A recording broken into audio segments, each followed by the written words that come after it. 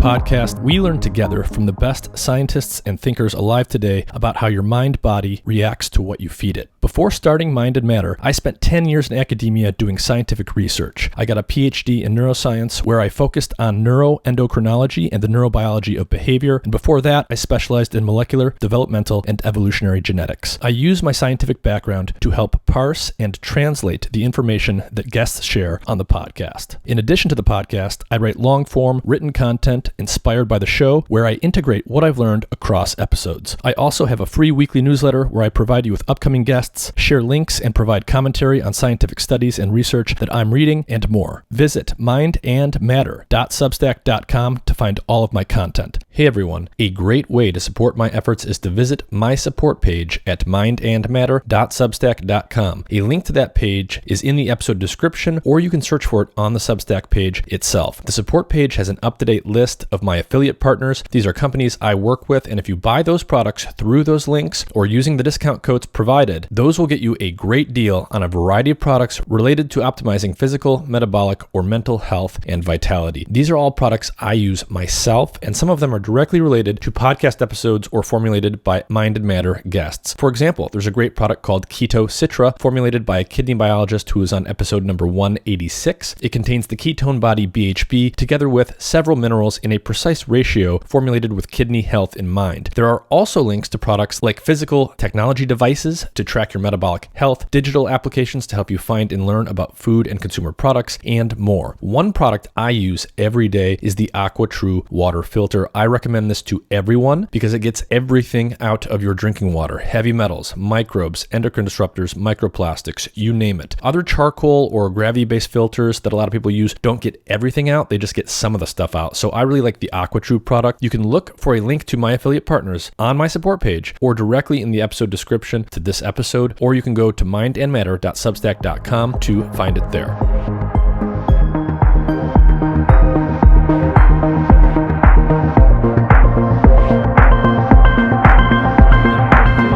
Thank you very much for joining me from the UK. Yeah, thanks very much, Nick. Nice to be here. Do you want to start off by just telling everyone a little bit about who you are and what you do? Yeah, so I'm Philip Calder. I'm a Professor of Nutritional Immunology in the Faculty of Medicine at the University of Southampton in the UK.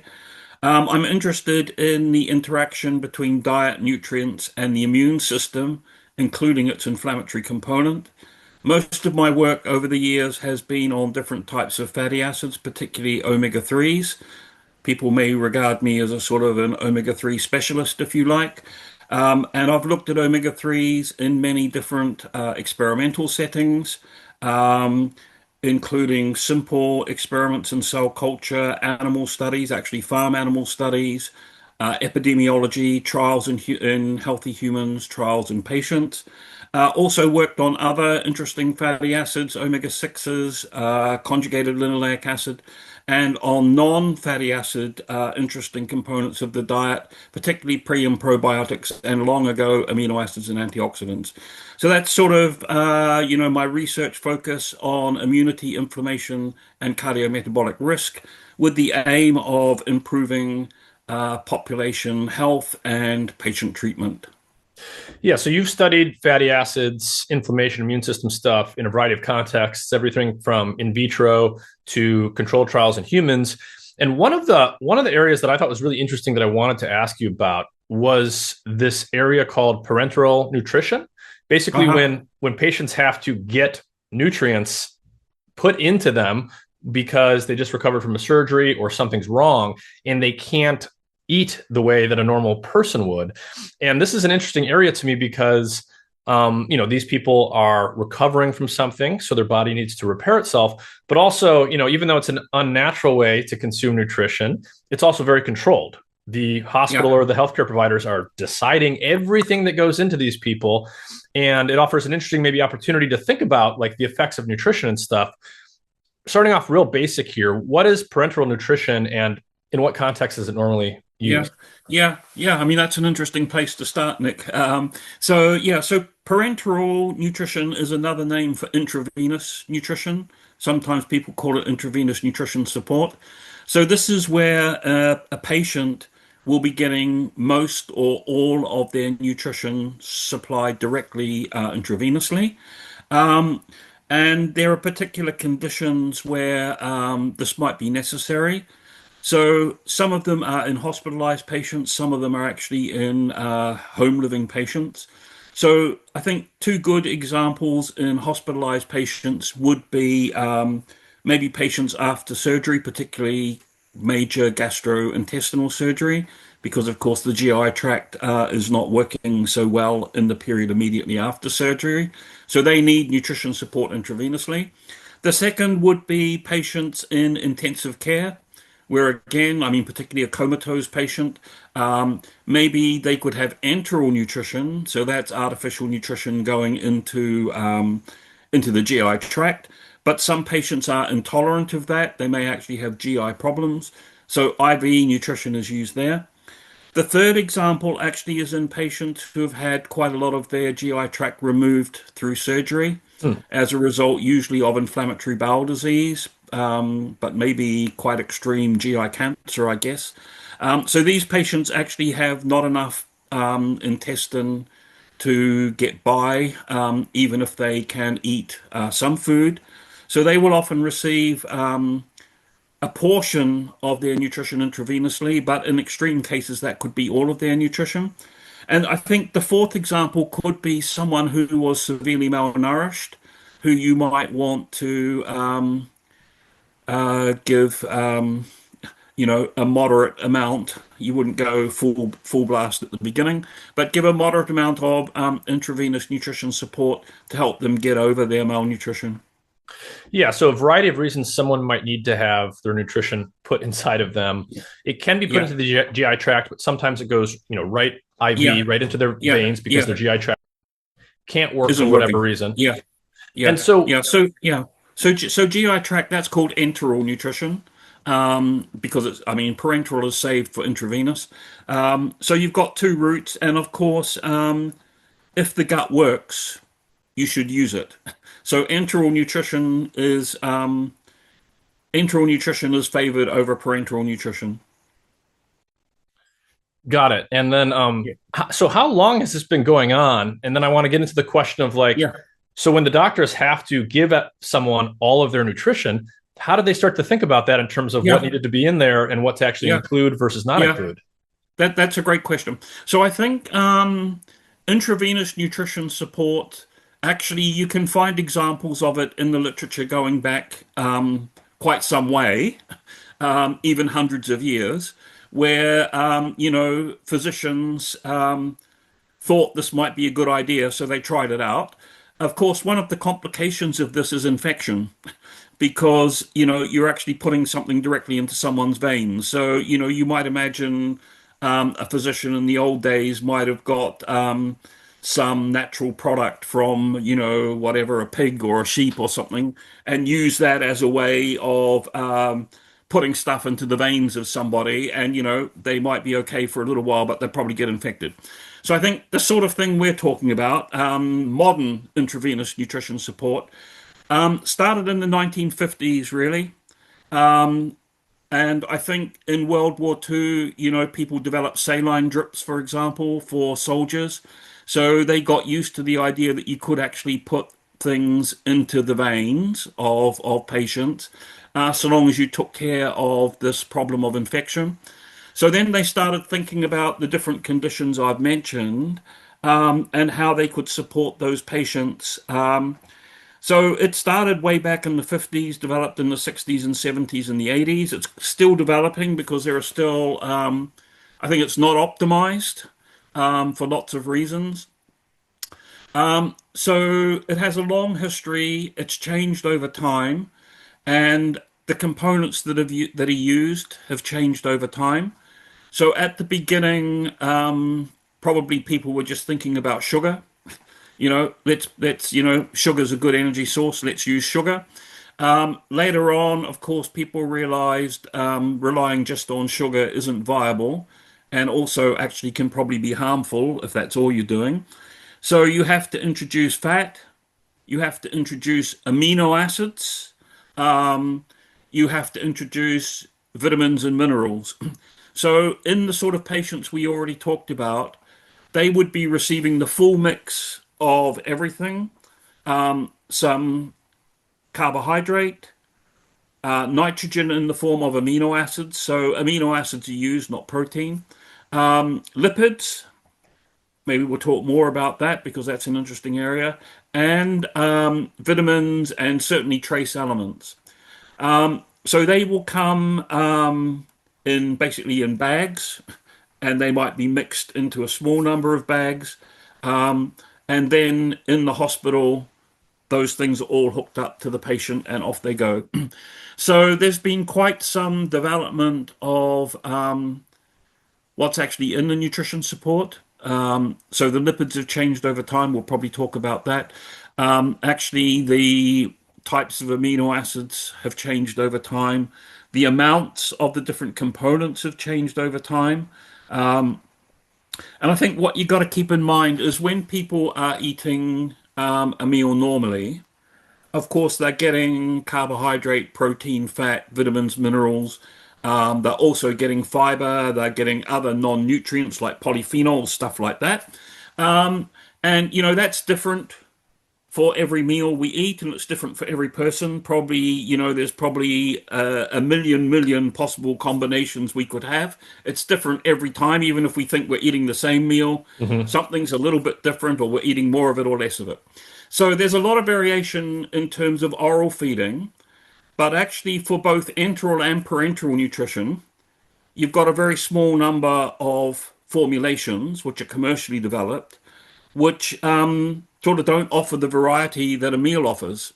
So in other words, every patient in a hospital, no matter what they're doing, might be receiving exactly the same formula because that's the one the hospital buys in. Right. So, it'll often be the one just the hospital has, not yeah, necessarily because it's what the patient needs or they've yeah, chosen that's from. right. Yeah. So I think right now in 2026, we're sort of getting a bit closer to this. It's not really one size fits all issue. People have been talking about that actually probably for 25 years now, but it hasn't really developed very well. Partly because I think two reasons. The studies in this area are quite hard to do. And the second one is oftentimes these are vulnerable patients. Right. And Right. and you might think, if we've got something that's working reasonably well, let's stick with that. Yeah. Don't rock the boat Because and risk. if we change the recipe, there might be some people that are harmed by that. So I think there's these two elements. So I think what we've said is right. A hospital maybe has a contract with a company to supply their nutrition support, and the hospital down the road might have a contract with a different company. So the patients might actually be getting Wow. different but related formulations, and Right. they could Right. differ in the type of lipid, for example. They could differ in the amount of protein, for example. So this is, I mean, it's quite an exciting area, but difficult to work in. So, and there are some intriguing questions like when. So I know we're talking mainly about intravenous nutrition, but if we go back to enteral nutrition, so that's Yeah. nutrition going through a tube into the gut somewhere. So it could be going into the stomach or it could be going further down. There's actually questions around, when should that be started? Should you start it immediately the patient comes along, or should you wait? So they call that early and late starting. So that's a controversial area. The amount of carbohydrate in there I mean, when I say controversial, I mean a subject of research. The amount of carbohydrate, the amount of protein, all of these things. Whether a fixed amount of carbohydrate is needed for everyone all the time, or whether that should be changed. So there's lots of questions. I'm particularly interested in the lipid component, Nick. Yeah, and we're going to get into a lot on lipids and inflammation. It's a topic of interest for me that I've covered in different ways on the podcast and in my writing. So I've thought a lot about polyunsaturated fats, N3s versus N6s, and so on and so forth. And obviously, when you're in a patient setting, in a hospital setting, and people have to get IV, enteral or parenteral nutrition, something has gone wrong and you're trying to fix it. They're recovering from surgery, they're recovering from illness, whatever it may be. I'm wondering, are there any interesting areas where we sort of noticed at some point in the history of giving nutrition this way in patients where maybe one type of formulation was leading to a faster recovery or a slower recovery Yeah, compared to another one? yeah, yeah. So, I mean, I don't know the full history of every possibility, Nick, and it has been a long history. As I mentioned, I'm very interested in the lipid component because of my, research interest in fatty acids, particularly omega-3s, but also the relationship between omega-3s and omega-6s. So, in general, when people decided lipids were important to include in nutrition support, and here I'm talking particularly about IV, but this probably applied to enteral as well, because so that was in the 60s. And of course, the big fad in the 60s was what in the US you call seed oils, because seed oils were just coming onto the block with their cholesterol lowering properties, and for public health, there was this move away from animal fats to seed oils, margarines, and so on. So the lipids that were introduced earliest, or that were successfully introduced, let's put it like that, were seed oils. So actually, cottonseed oil was used early on in intravenous nutrition, and then soybean oil was used. And soybean, sort of by the late 60s, I guess, into the 70s, soybean oil became the oil of choice. And in fact, in these formulations, the sole lipid source was soybean oil. Hmm. And actually, soybean oil based, so these lipids are emulsified, okay, because they've got to be used in aqueous solution.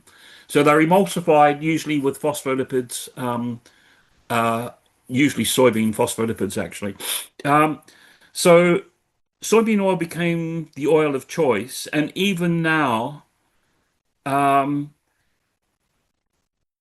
I think in North America, soybean oil based lipid emulsions are still the most used in North America. Mhm. In the rest of the world, there's been more acceptance of alternatives. It's been a little bit slow in the US, and part of that has been related to the regulatory processes in the US. Not that they're not robust elsewhere, but they're a little bit different in the US. Mhm. So, for example, I think you could introduce, and I'll talk about the other formulations shortly, but you could introduce an alternative to soybean oil that was nutritionally sound, and so long as it was not harmful, you could use it. So I mean, it's subject to regulation, but so in Europe there have been multiple alternatives that are introduced. In the US, I think the idea has been more anything that's introduced has got to be better than what we're already using. And it's actually, although I'm going to talk about some of the benefits probably when you guide me through your questions, Yeah. um, it's actually a little bit tricky to show benefit.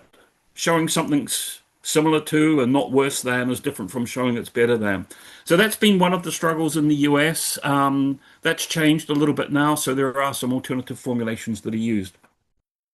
So early on, I think because of, I mean, obviously it has to be liquid, so it has to be an oil. You wouldn't infuse beef tallow, for example. Yep. That wouldn't be good for the veins. So it's got to be a liquid, so it's got to be an oil, it's got to be emulsifiable. There are particular, I mean, it's very regulated, the size of the particles and things like that.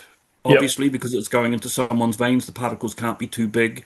They've got to be stable Yep. against many things, Yep. And stuff like that. I'm sure there's just raw economics here too. You want something Yeah, that's cost effective, so to speak, yeah. cheap. So Soybean that's oil right. fits the bill. It's Yeah, subsidized. There's that's right. probably a powerful lobby behind it, and so on and so Yeah, forth. yeah. So all those things. So soybean oil became the norm.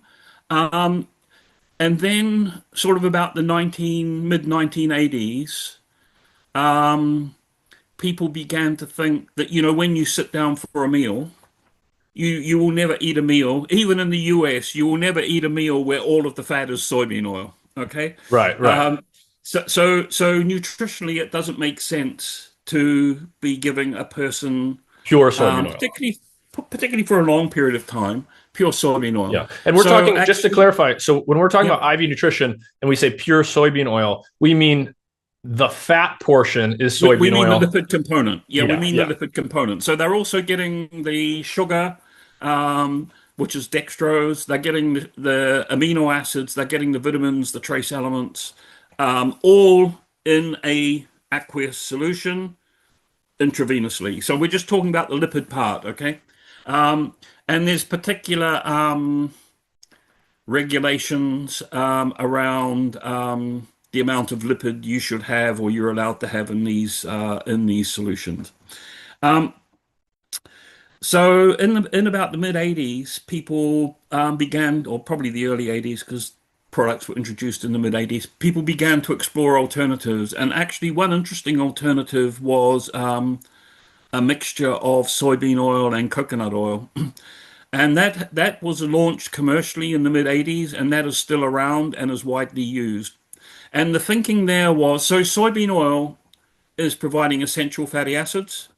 So one of the concerns would be someone who's not eating might become essential fatty acid deficient. So soybean oil has got plenty of essential fatty acids. It's got a mix of fatty acids, so maybe it's going to keep cell membranes happy, stuff like that.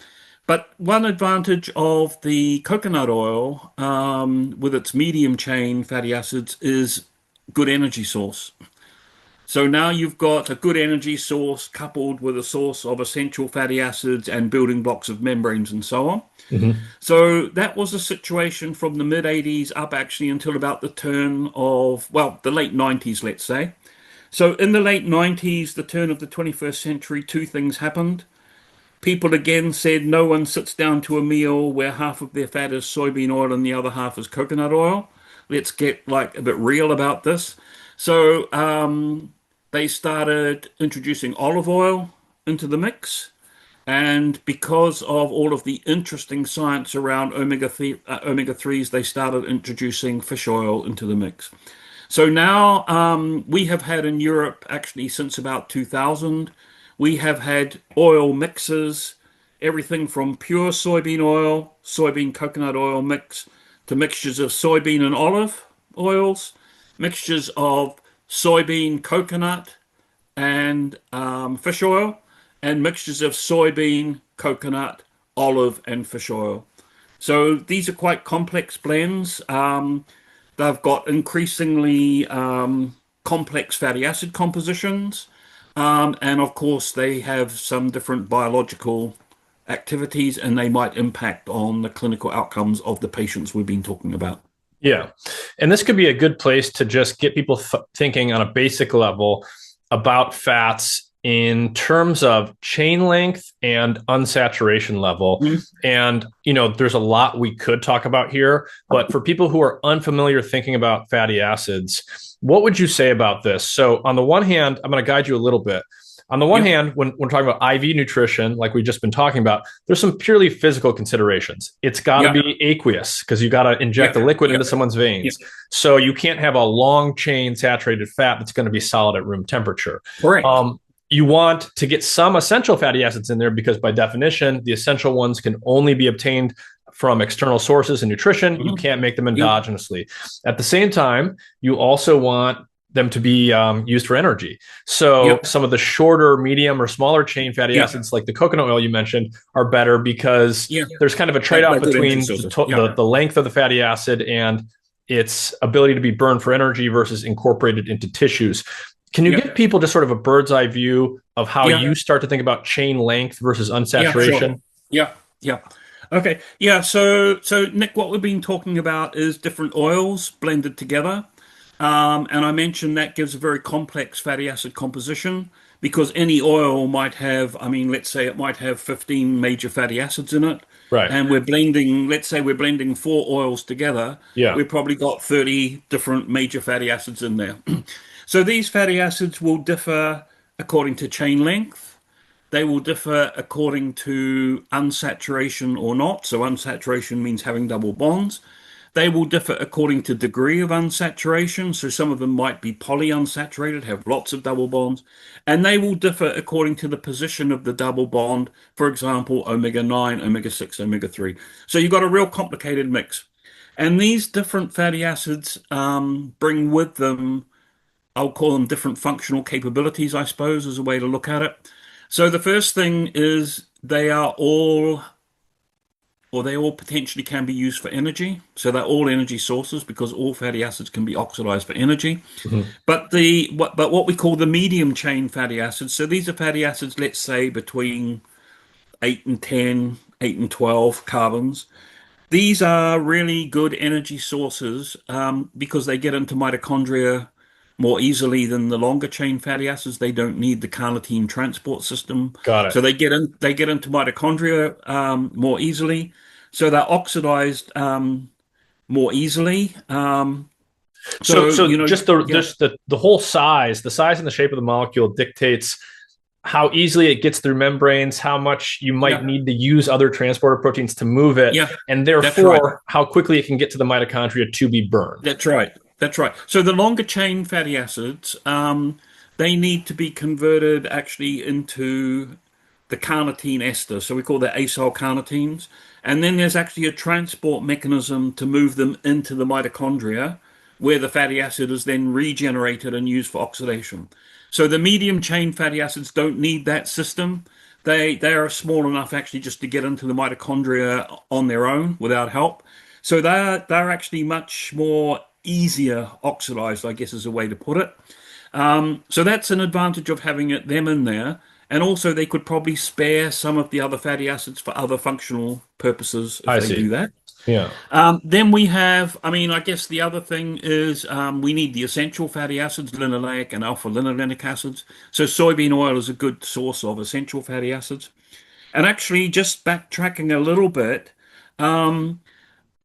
essential fatty acid deficiency in humans is really hard to find. Yeah. You know, I would say it's almost non-existent, except probably in really severely malnourished children. Yep. But the really classic descriptions of essential fatty acid deficiency actually were in infants receiving fat-free intravenous nutrition support Oh, in the wow. US in the 1960s. Wow. So those children developed essential fatty acid deficiency, and that's probably one of the reasons that made people think we've got to have lipid in intravenous nutrition support. So coming back to what I was saying, you got to look after the essential fatty acid provision, and then you've got other things like in all of these patients we're talking about. You've got a lot of repair going on. You've got a lot of probably immune activity going on. You've got inflammation going on. Post surgery, you've got repair going on, all of those things. So you need to provide, so repair involves making new cells, right? So you've got to provide the fatty acids for the cell membranes of the new cells. And, any cell will have 20 or 30 different fatty acids in its membrane. So it makes sense to provide the substrate for all of that. So that's one of the attractions of providing this more complex mix that I mentioned of medium chain saturated fats for energy, some longer chain saturates, then longer chain monos, longer chain omega-6 polys, long chain omega-3 polys. I think the real crunch point in the 21st century was introduction of fish oil because of the recognition of the biological actions of the omega-3s, EPA and DHA, and that they could be relevant in these patients. So, for example, post-surgery patients having some immunosuppression, but also exaggerated inflammation. ICU patients often showing exaggerated inflammation, things like that. So, omega-3s could help control that inflammatory process. So they were introduced really for functional purposes. Got it. So like when someone's in the hospital recovering, on the one hand, you've got to regenerate tissue, potentially, literally make new cells, make new tissues, Yeah, put everything yeah, together. On the other hand, You want to, they might be infection prone, Yep.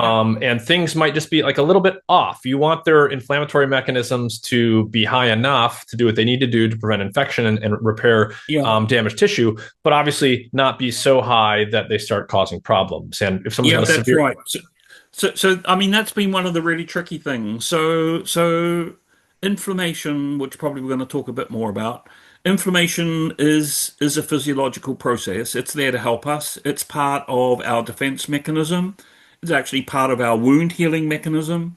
So inflammation is really important, but it's quite well described now that when inflammation is not controlled well, it can be damaging. And I think maybe a lot of people are aware of that or have heard about it, but haven't put two and two together. Because during COVID-19, this term cytokine storm became, this was a term that every yeah, man and woman in the street had heard, cytokine storm. And the cytokine storm is actually describing this uncontrolled inflammatory process that was occurring in people with quite severe COVID-19. And the reason we all heard about that was, the higher the level of inflammation, the worse the patient was going to do. So, higher inflammation was related to, greater need of ventilation, more likelihood of mortality, and so on. So I think that's a clear example where if inflammation is exaggerated, gets out of control, it can be really harmful. It can actually even be fatal. So there's sort of a window where you need inflammation. If you haven't got enough, that's not good. But if you've got too much, that's also not good. So it's sort of controlling the pathology, bringing it back into the physiological range. That's what we want to do. yeah, and it has to be controlled both in space and time. You don't want it to last too Yeah, long, but you don't want to be yeah, too intense. And for better or worse, it's not so simple as, one type of fatty acid turns it on and another type turns it off, and it's about just the perfect quantitative balance there. There's actually a yeah, lot of complex orchestration at the beginning and end of this process, right? That kind of controls yeah. the full extent of the inflammation. Yeah, that's right. So I always like to think about three phases of inflammation. So the first phase is the initiation. So that's like, there's a trigger and the system kicks off. Then there's the propagation. So you keep it going. And then there's what we call resolution, which means we turn it off. So, I often use the analogy of a fire. So the initiation is when you light the fire, Yep. okay? The propagation is when you keep putting some wood on the fire to just keep it burning nicely. And then the resolution is when you put the fire out, at the end of the evening, whatever. So that should be how inflammation runs. And this problem of cytokine storm, which is just an example, seems to be the resolution phase hasn't kicked in. So the loss of resolution is really important. Mm-hmm. So in the context of fatty acids, this idea of these three stages is really, really important. And it's actually complicated our whole view of fatty acids and inflammation, I think. I think it's true that in nutrition, Nick, people like simple stories. People like, this is good for us, this is bad for us. Mm-hmm. I don't know if they like that, but that's the sort of story people like. They like that dichotomy that you could have good or bad. And, I think that's way too simplistic. Because there's also a saying you can have too much of a good thing. Right, right. So I think the fatty acids in the context of inflammation fall into this category that people have always liked the idea that omega-6 is bad for inflammation and omega-3 is good for inflammation. That omega-6 is harmful through inflammatory processes and omega-3s is helpful because they dampen inflammation. So it turns out that so all of this comes down to chemicals, chemical mediators produced from the highly polyunsaturated omega-6 and omega-3 fatty acids. Yeah. So I already mentioned EPA and DHA, which are the omega-3s found in fish and fish oils, and arachidonic acid I haven't mentioned. That's the equivalent bioactive omega-6 fatty acid. Yeah. That's found in red meat and eggs and milk and so on. So arachidonic acid generates chemicals that we call prostaglandins, Yeah. leukotrienes. So this Yeah, is so we're getting into an area that I'm glad we're getting into. Um, that's the signaling function of certain yeah, lipids. So lipids yeah, can be burned for energy, and we talked about that a little bit. You can use them to make energy yeah, in your mitochondria. yeah, B, they can be used for structure, meaning they're in your phospholipid bilayers of your mitochondria yeah, or your cell membranes and so forth.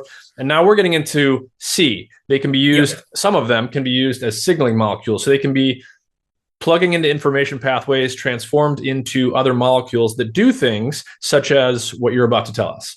Yeah, that's right.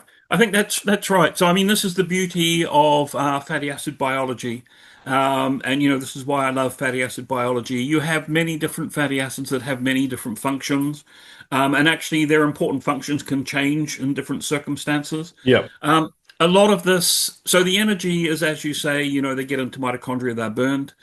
Fatty acids are really good energy sources. Most of the rest of it relates to the cell membrane, whether we've got them in the cell membrane or not, because membranes are really important in signaling. So arachidonic acid gives rise to these chemicals called prostaglandins and leukotrienes. And most prostaglandins and leukotrienes are involved in the process of inflammation. So they're pro-inflammatory, if you like, okay? Um, and therefore they're very important in keeping the fire burning. Okay. Yep. So they keep the fire, and so they're important in the propagation of Yep. inflammation. And I think Now, correct me if I'm wrong, but what people should keep in mind is you said before we've got initiation, propagation, and resolution, and yes, all of those are regulated. And yes, when you think about something like the leukotrienes and the prostaglandins, as you're telling us, if they're important in propagation, what we're sort of assuming implicitly is that we've already done initiation. yeah, that's right. So initiation is so something's happened, right? So you've had an insult, and that could be a physiological insult or it could be a physical insult. So, for example, infection will trigger inflammation. So will surgery. Actually, any cut will trigger inflammation. So even a paper cut on your finger, Yep. that triggers inflammation. That's why it hurts like hell when you do that, right? Because pain is one of the signs of inflammation. So, any cuts or wounds, um, damage to the outside or the inside of the body, bee stings, all of those things trigger inflammation. Okay. Infection triggers inflammation. So the triggering event is external to the fatty acids. Okay. Fatty acids, in general, do not trigger inflammation. Okay. Something else does that, Mhm. but they are produced soon afterwards and they propagate that thing. Right. So the pool of fatty acids that are available and come from the diet can determine the length or the size of the propagation phase, Correct. but the inflammation has to be triggered by an appropriate stimulus for that to even come into play. That's correct. So in the absence of a trigger, so we're talking about arachidonic acid now. We'll be talking about EPA and DHA shortly. In the absence of the trigger, these fatty acids are sitting benignly in our cell membrane phospholipids. Yep. Okay? When inflammation is triggered, there are enzymes called phospholipases, particularly phospholipase A2. They cleave the fatty acids off of the membrane phospholipids and make them available to the enzymes that make these chemicals I'm talking about. Okay. So those enzymes are activated as a result of the triggering process. Okay. And remember, all of this is designed to protect us. So, it makes a lot of sense. Now, these chemicals are, so the ones from arachidonic acid are involved in propagation. Um, Now, it turns out that they can remain, so they can be produced, I'll call it in excess amounts. They can continue to be made when they shouldn't be. So that's sort Right. of prolonging the propagation phase, delaying the resolution, which I'll come to in a minute. And that's when inflammation starts to be harmful. Okay. Now, I'm sure your listeners will be very familiar with this because a lot of common drugs are designed to interfere with arachidonic acid metabolism. Okay. And that includes aspirin, for example. So aspirin inhibits arachidonic acid conversion by the cyclooxygenase enzymes, arachidonic acid conversion to prostaglandins. So if you think, why do I take an aspirin? Oh, I've got a headache, I've got pain, something like that. So those things are inflammatory outcomes, and you're actually treating the symptoms. You're treating the pain, you're treating the headache, whatever. You're treating the fever. You're treating those things with aspirin to inhibit arachidonic acid conversion. Mhm. So this shows the importance of those chemicals, the prostaglandins and leukotrienes, to inflammation. And I think everyone is familiar because I don't think there'll be many people who haven't taken an anti-inflammatory that interferes with arachidonic acid. Yeah.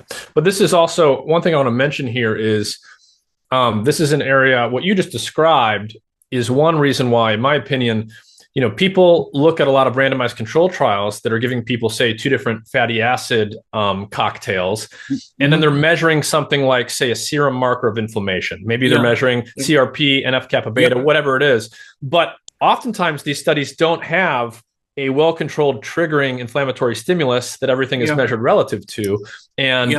And that can, I think, mess up the interpretation of what you see in terms of the inflammatory markers that are actually measured. Yeah, so you're dead right, Nick. So remind me that we've got to get back to resolution in a minute. But so I mean, this is a really fascinating question you've asked. So it's very common in human trials to do exactly what you said. You have, an intervention and a control or whatever, and people will often take plasma, so blood plasma, and they'll measure CRP, interleukin 6, and so on. And they might find no change. And then they say, oh, I thought, fish oil was meant to be anti-inflammatory, and I'm not seeing that in my study. Right. But these, I mean, if you do this in a healthy person, you haven't done anything to them, why should they be higher, lower, or whatever? They're just sitting there representing the homeostatic physiology that's going on. So you have to do one of two things. And people have done both of those. So one thing is you could actually introduce an inflammatory trigger. Okay. So you could do something that inflames the person and look at the response in the blood. So for example, so actually you can give someone a vaccination and measure inflammation in the blood in the hours to days afterwards. People have done that. You could give people a stronger inflammatory stimulus, like what we call bacterial lipopolysaccharide. People have done that. That causes fever, all sorts of things, and measure the response there. So people have found interesting things there. Or, well, actually, you could do one of three things. So that's the first thing. You could make the person inflamed and see what happens. Secondly, you could do your study in people who were already inflamed. Mm-hmm. So, for example, you could take someone, let's say rheumatoid arthritis.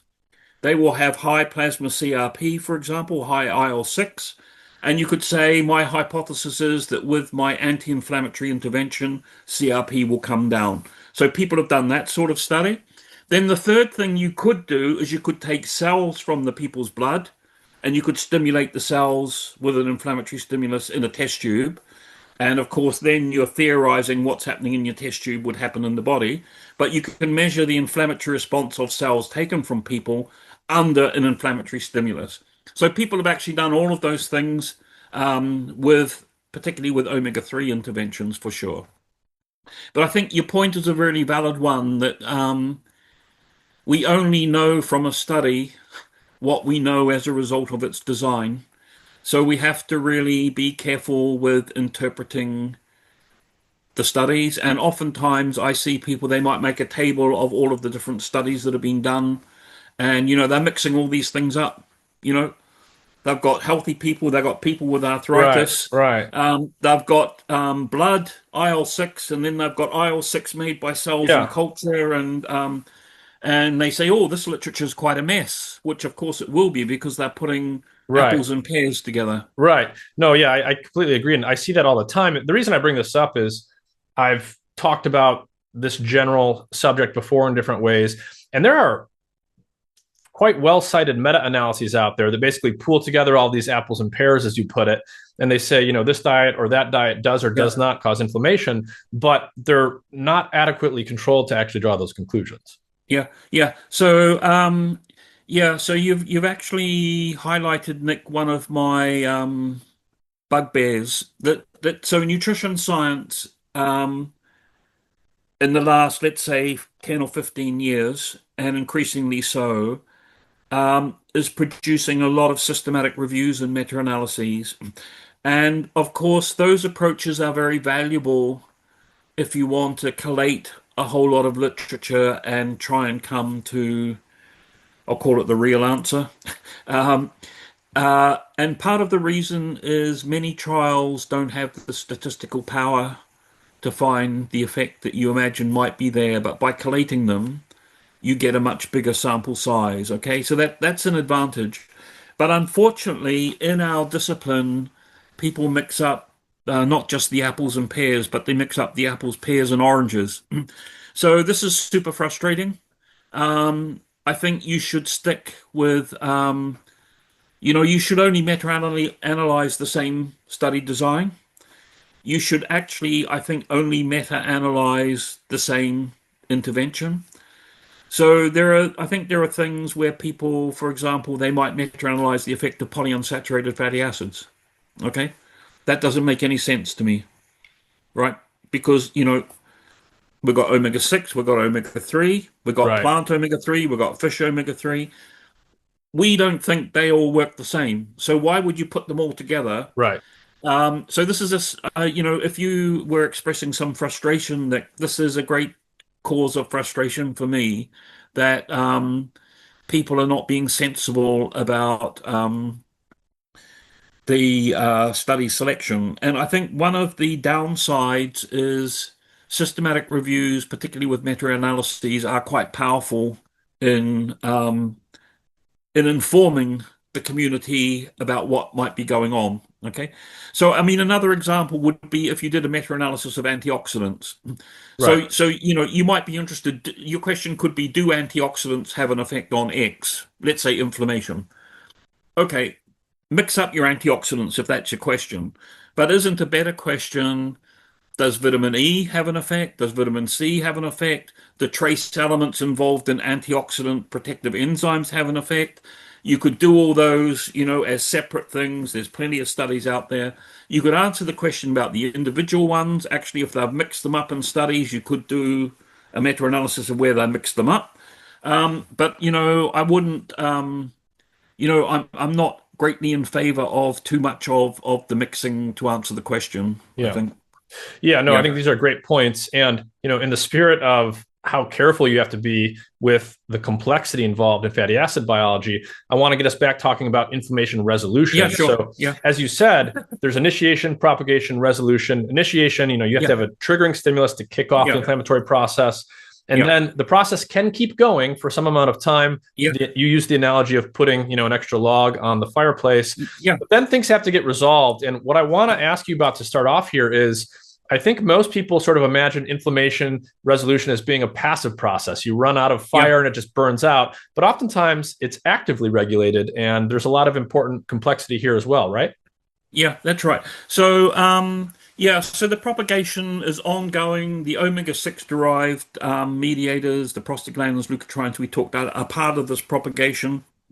Um, Now, what's interesting before I come to resolution is if you have less arachidonic acid available, you have less wood to put on the fire.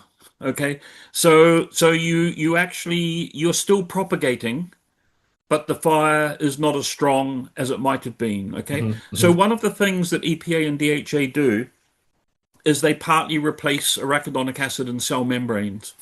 So what that means is these chemicals, the prostaglandins and leukotrienes from arachidonic acid, they're still formed when you have omega-3s around, but they're formed in lower amounts. So you're propagating, you're keeping the fire going, but it's just not as hot as it would have been, okay?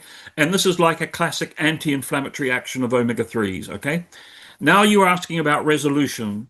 So until about the year 2000, people thought resolution was a passive process. As you say, the fire would just burn out. But for reasons that are not actually clear at the moment, or clear to me, a small number of people started thinking, biology doesn't work quite like that. Maybe resolution was an active process. So they started looking in model systems and animal models of inflammation where it would resolve itself, and also in cell culture system. And they started looking for the chemicals that maybe appeared during the resolution phase. Okay. Now, there are actually quite a few different chemicals, including some proteins that are produced during resolution. But the most exciting thing for people in the world of lipids and fatty acids was the discovery that there are pro-resolving chemicals there that are produced mainly from EPA and DHA. Okay. Now, DPA, which is the intermediate between EPA and DHA in the omega-3 pathway, also generates some of these pro-resolving chemicals. Now, what seems to happen is as the propagation phase keeps going, it gets to a stage where the system recognizes it needs to regulate itself. And there's actually what's called, so the chemical mediators that are produced actually change at that stage. Yep. And it's been called class switching. Yep. It actually means changing from one lipid class to another lipid class. So this class switching happens. And what's really interesting is prostaglandin E2, which is part of the propagation phase, and the thing that aspirin is targeting, actually is key to this class switching. So the omega-6 derived chemical actually plays a role in inducing the resolution. And I think this is really, really important. And it shows how we have to be careful about simplistic ideas. And, I think people like simplistic ideas because they can get their head around them. It makes an easy story. It makes the introduction to your paper very straightforward. It makes your talk very straightforward, and you can carry people along. But the reality is, biology is more complex than that. So anyway, you get this class switching, and then you start producing the EPA and DHA the EPA and DHA derived pro-resolving chemicals. So these are a little bit like the prostaglandins and leukotrienes, but they're made from omega-3s. They fall into three families called resolvins because they resolve inflammation, protectins because they protect against inflammation, and merisins, which are macrophage-derived resolving compounds. These are all produced from either EPA or DHA, and in model systems, they are very potent at turning off ongoing inflammation.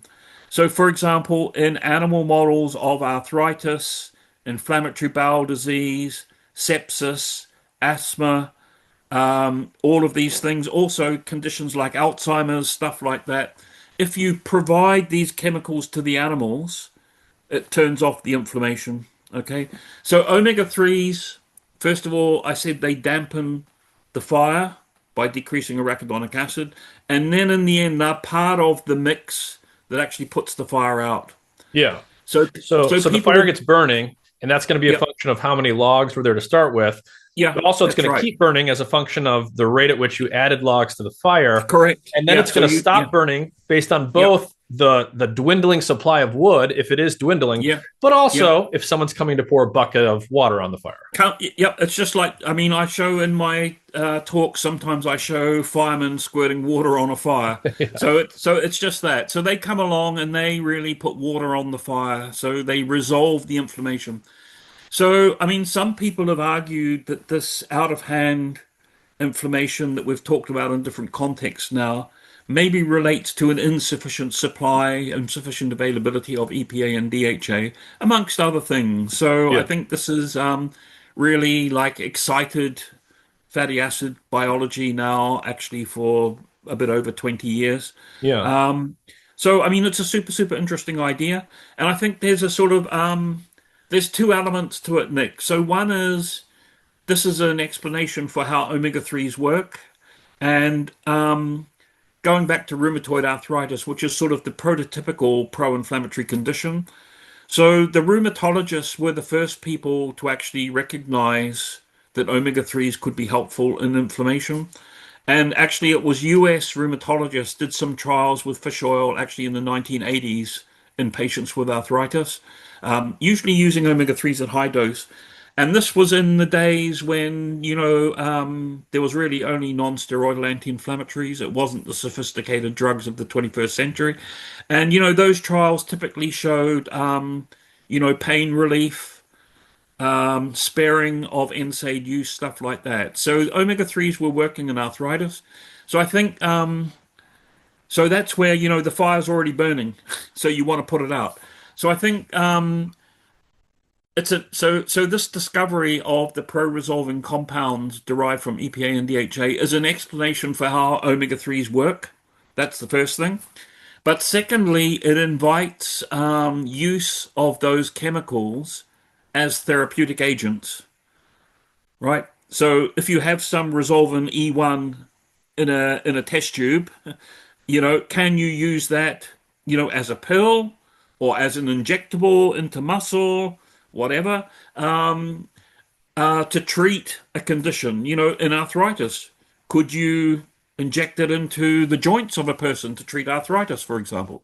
So there are some, I think, ongoing trials of some of these chemicals in different conditions, for sure, because, unresolved inflammation is key to many, many things. Yeah.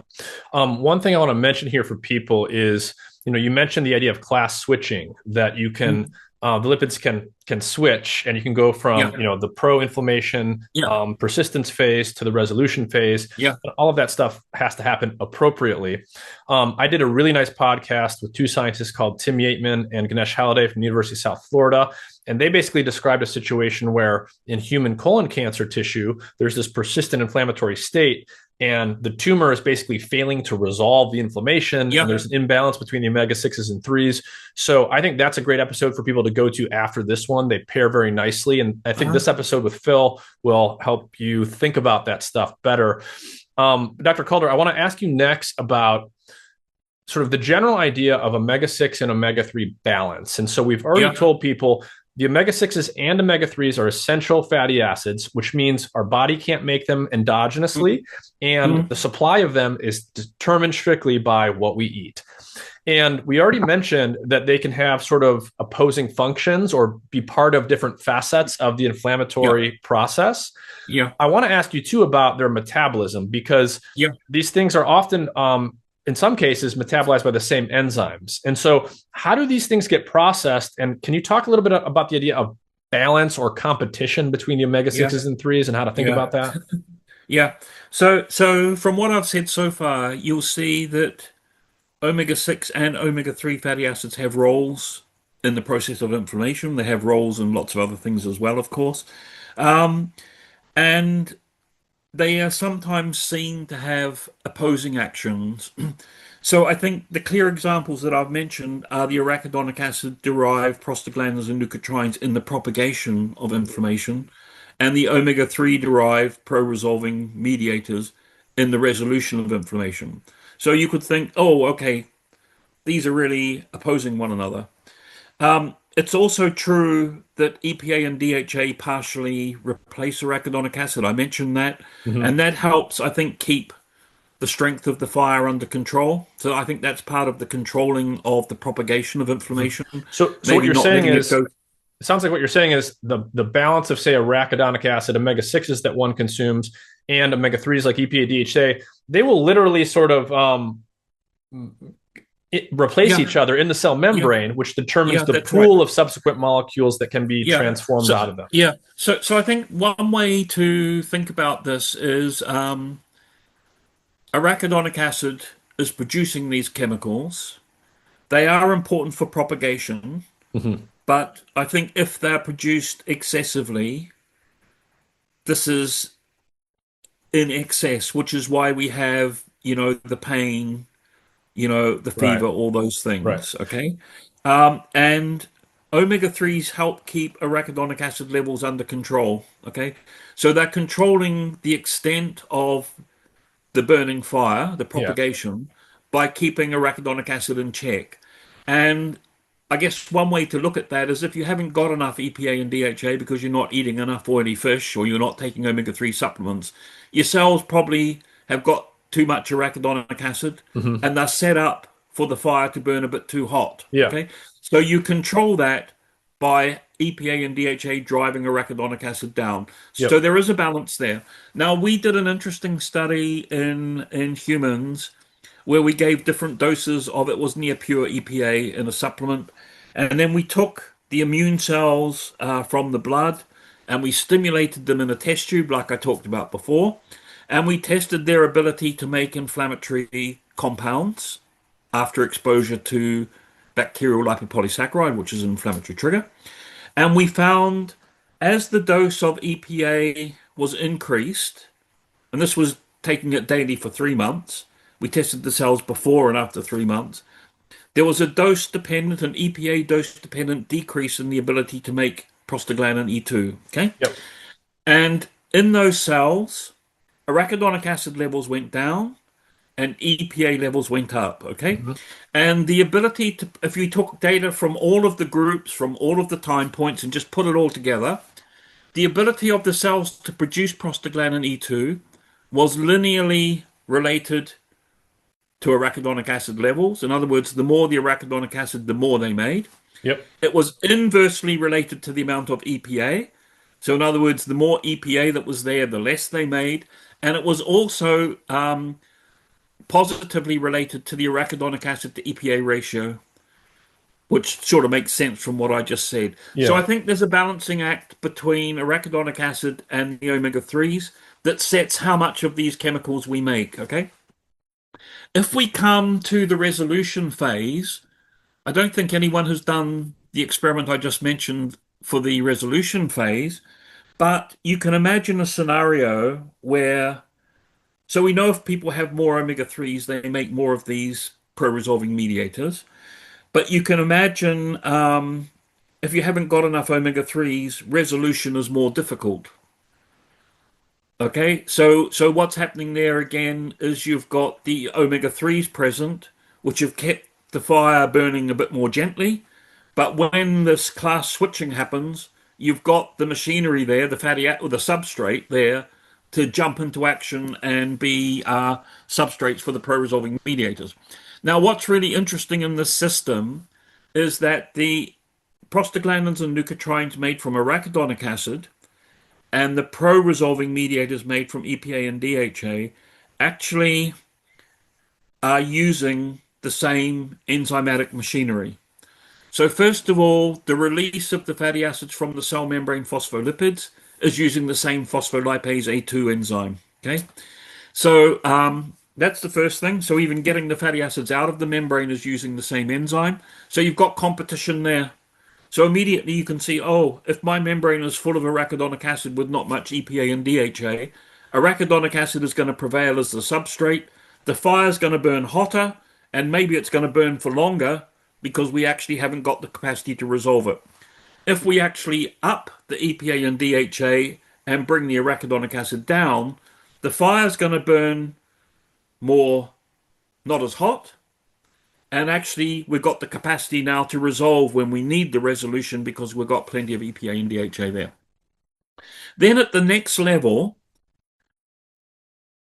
prostaglandins are produced by cyclooxygenase 2, COX-2, and leukotrienes mainly by 5-lipoxygenase. So lipoxygenase enzymes produce leukotrienes, cyclooxygenase enzymes produce prostaglandins. So those same enzymes turn out to be involved in the synthesis of the pro-resolving mediators from EPA and DHA. So you've got competition for releasing the parent fatty acids from the membrane phospholipids, and then you've got competition for the COX and LOX together. So there's competition right across the board here, and I think what this means is, I think the point you were trying to make, Nick, is that the balance or the relative amounts of arachidonic acid and EPA and DHA, arachidonic acid and EPA plus DHA, if you like, that's super important in determining both the propagation and the resolution, the timing of all of that, and the vigor, how strong the propagation is, how good the resolution is. This is a real balance here. Yeah. I think there's one other really interesting thing in this regard, Nick, if I may, is aspirin, which I already mentioned. So aspirin inhibits arachidonic acid metabolism by cyclooxygenase 2. That's why people take aspirin, because those prostaglandins cause pain, they cause fever, they cause migraine, all of that. So you take an aspirin to knock out your arachidonic acid metabolism. It turns out that so what happens is aspirin donates an acetyl group to the active site of cyclooxygenase 2, and then arachidonic acid can't get at the active site anymore. So that's the way you inhibit COX-2. But it turns out, because of the different shape, EPA and DHA can still get into COX-2 in the presence of aspirin. So there's actually aspirin upregulates the resolution of inflammation by promoting the selective metabolism of EPA and DHA. So maybe the reason aspirin works is not only decreasing arachidonic acid-derived PG prostaglandin production, but by upregulating EPA and DHA conversion to pro-resolution mediators. So I think this is also super interesting that in the presence of a drug, you also switch the metabolism away from the omega-6 to the omega-3 family. So, I mean, this is a fascinating set of interactions, Nick. But I think what it's pointing to is the balance in the cell membrane is quite important. But they are both necessary for the whole physiological process to happen. Yeah. And therefore, I think tarnishing one as being bad and one as being good is way, way too simplistic. Right. You need both sides of the equation, the omega-6s and the omega-3s, in the appropriate balance for the inflammatory process to play out in the way that it should. And should here just means it's got the spatial extent and the temporal half-life that's appropriate to take care of the issue, whether it's tissue damage or infection. And when things get out of balance, that becomes dysregulated. Trouble. And inflammation can leak in space or time, and then you got a problem. Yep, and that imbalance could be too much arachidonic acid relative to EPA and DHA, or could be not enough EPA and DHA relative to arachidonic acid, if you see the distinction between those. Yeah. So you could actually, because remember, in the cell membrane, you've got, 25 different fatty acids, let's say. So you could actually have a fixed level of arachidonic acid, and the amount of EPA and DHA could be higher or lower, and you might end up with different biology out of that. So, or you could have a fixed amount of EPA and DHA and the arachidonic acid could be higher or lower. So, it's a complicated setup. But, the biology of all of these physiological systems is very complicated. And, I mean, also keep in mind, the fatty acids are just one type of regulation of all of that. Right. You've got all sorts of other stuff happening. Right. And then, the thing I just want to emphasize for people here and make sure I'm thinking about correctly is, everything you just said is why you can't just think about omega-3s and omega-6s as two completely independent nutritional levers. They interact with each other. They compete for the same access to the metabolic enzymes. They can replace each other in the membrane. Changing one can affect the other. And so you have to think about the relative balance of these things. Yeah, that's right. So I think you do. And again, just, my sort of red flag is that people think of the balance in a very simple way. Yeah. So, they talk about omega-6, omega-3 balance. So far, you and I have been talking about arachidonic acid and EPA and DHA balance. And of course, in the diet, they are the minor omega-6 and omega-3 fatty acids. Okay. The major ones are linoleic and alpha-linolenic. That's a different story, which we may or may not get to.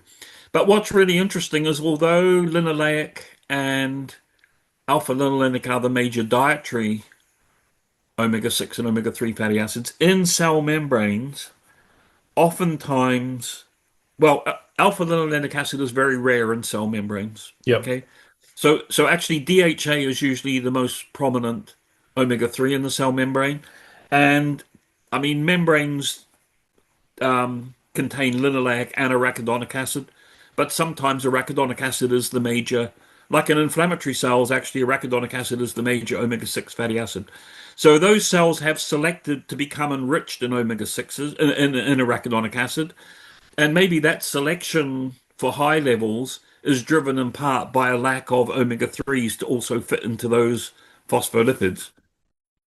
Yeah. So, the balance is also, people like to add up linoleic, gamma-linolenic, DGLA, arachidonic acid, and say, we're going to call all those omega-6s and give them a number. And, they add up alpha-linolenic, EPA, DPA, DHA. act as if they're all equivalent to one another and give them another number and then say, oh, this number is 10 and this number is 1. That's not very good. Yeah. So what you're saying is it's not necessarily as straightforward as to add up all the omega-6s and all the omega-3s and look at that one number. What do you think about using something like the balance of arachidonic acid specifically versus, say, EPA or DHA? Yeah. So I think, and I've written about this for more than 10 years now, off and on. We should talk where we can about the individual fatty acids, which is what you and I have been doing, Nick.